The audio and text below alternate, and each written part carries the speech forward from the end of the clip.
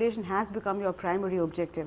It should be a primary objective when inflation rates are high. But when inflation is trending down and globally you have deflation rather than inflation being a worry, is there a case for, juggling these two between growth and shifting a little bit more to growth?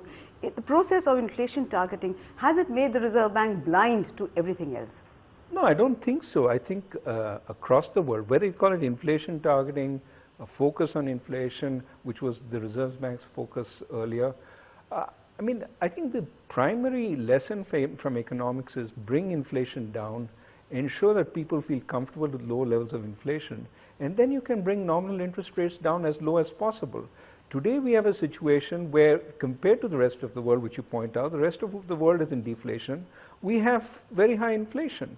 And as a result, we can't bring nominal interest rates down when people keep complaining, oh, US interest rates are at, quarter percentage points and you are at 7.25. Isn't that a terrible thing? I say, yes. But look at the inflation differentials.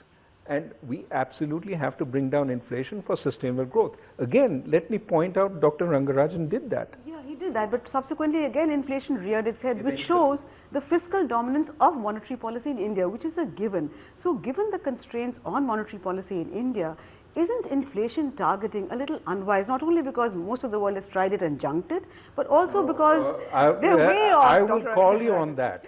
Nobody has junked it. Well, they're way off. So whether you're undershooting or overshooting or as bad, because if you look at the preconditions, just like capital account convertibility, there are certain preconditions.